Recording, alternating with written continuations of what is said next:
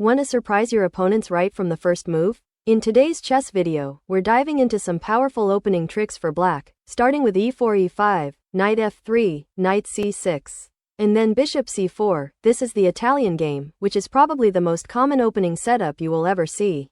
After this, we play bishop c5, and now white has a couple of options. He can play c3 and attack the center, or he can simply castle and safeguard his king.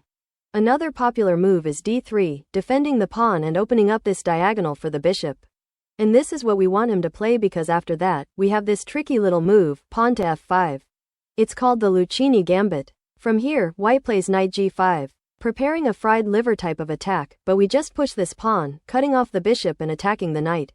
He plays knight f7 as expected and starts celebrating, because he's forking the queen and the rook. But hold on, we have the sneaky little queen h4.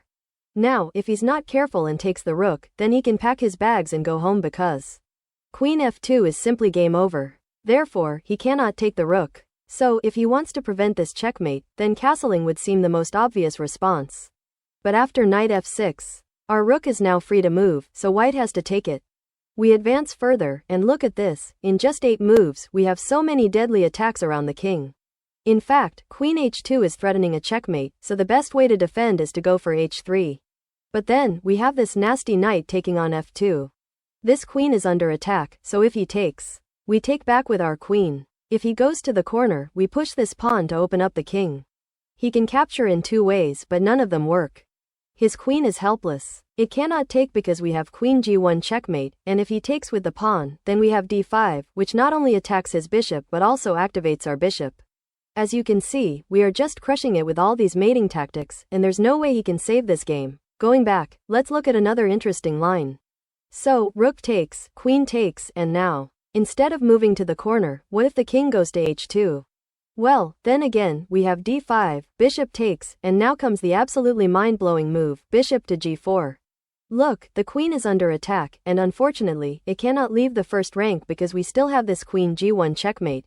And if you're thinking of taking with the pawn, then believe it or not, queen h4 is another crushing checkmate. Okay, let's go back again. Now, in this position, you might think, instead of taking with the rook, what if he simply moves this queen? Well, then just look at this beautiful line. Knight h3 double check, king h1 or h2, it doesn't matter. Then again knight f2 double check, king g1 is forced, and finally, queen h1 is an absolutely stunning checkmate. On that note, my absolutely stunning audience, do show some love and hit the like button below. Alright, let's go back to this position. We have this checkmate threat, and I just showed you how white is completely destroyed after castling, but what if he plays g3? Well, we have some traps here as well. First, let's save our queen. Now white is out of danger, so he'll take the rook, and again we have the same idea. First, push d5, and then bring out the bishop to attack the queen. If he blocks, we'll just ignore this threat and take the g-pawn bishop sacrifice, and we simply push g2. This pawn is now unstoppable, and the rook cannot escape. Even if it moves here, we simply take it with the bishop, and if the king moves out of the way and tries to run, we have all these different attacks, so he won't survive long. Okay, now in this position, instead of blocking this threat, even if he moves this queen away, you can bring in your knight into action. And we are ready to pounce on him from all directions. We have this royal fork lined up, queen g2 is another option to invade white's kingside. And of course, both these bishops can jump in any time to finish off the king. So, basically, it's all over for white. Guys, I have some more tricks to show you for black. And I have some interesting ideas for white as well. Okay, let's first recap what we've learned so far. After the Italian opening, we play bishop c5 and then f5.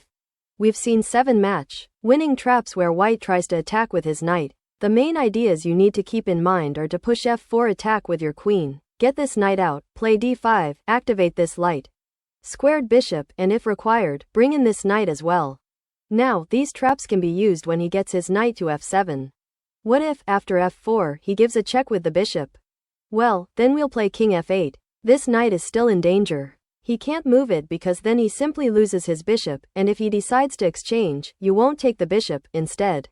Just capture his knight. After the bishop runs away, you just destroy his kingside. The engine gives almost a 4-point advantage to black here. Anyway, in this position, a more logical response from white would be to defend the knight with something like queen h5 or even h4. If queen h5, then you can push him back this way and then slowly develop your pieces. And if he defends with h4, you attack the knight again, and after the dust settles, you end up with an extra pawn.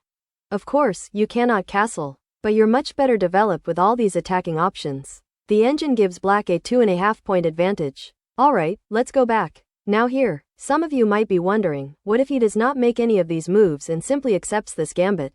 In that case, you'll first grab the center, and at some point, you will pick up this pawn as well. Anyway, now the bishop is under attack, so moving it to b5 seems most logical because it pins our knight. And therefore he threatens to take this pawn. But you have a clever idea here as well. Instead of saving this pawn, you look to castle as soon as possible. Therefore, knight e7, white captures. And then short castle. Now, after castling, we've unpinned our knight, so white's got to do something. Most likely, he'll take with the knight, and we'll recapture with the pawn. He needs to save his bishop, so he goes back, and now again, you have a brilliant tactical idea. Can you find it? Look, we've already castled, and all our pieces are ready to advance. On the other hand, white has 0 development. So what do? Well, we'll sack our bishop and expose the king. White has to take, and finally, we pick up this pawn. From here, the main idea is to get your queen out quickly and advance with all these pieces to target the vulnerable king. Now, even though black is down in material, white is way behind in development, and therefore the engine gives black a massive 4.5 point advantage. After looking at all these deadly traps, you might ask, Jitendra, is there any way to even play this as white? Well, let's start from the beginning. e4, e5, knight f3, knight c6, and bishop c4. Oh, by the way, there are different move orders to transpose into the Lucchini Gambit. For example, here, instead of bishop c5, you can straightaway play f5. This is the Russo Gambit. For example, here, instead of bishop c5, you can straightaway play f5. This is the Russo Gambit. Now, if he takes the pawn, you have e4, and this knight is forced to move again. Therefore, instead of taking the pawn, more often than not, white will defend with d3, and as you can see, we reach the very same position as the Lucchini Gambit. Now, as white, when you see this opening, it looks like black has made some kind of a mistake. That's why you try to launch an early attack and try to punish him immediately. But I feel the best approach for white is to just be patient. Instead of reacting to black's unusual moves, white should just castle and develop his pieces normally. And if white is playing that way, you should also do the same as black, just simply activate all your minor pieces. Now, as black, here comes a point where you want to castle.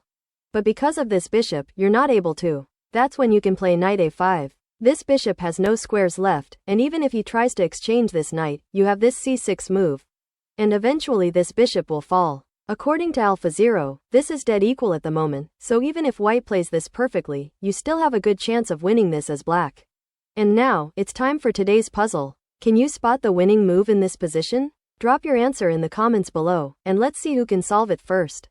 If you enjoyed this video, make sure to give it a thumbs up, subscribe for more chess tips and tricks, and hit the bell icon so you never miss an update. Thanks for watching, and good luck with the puzzle.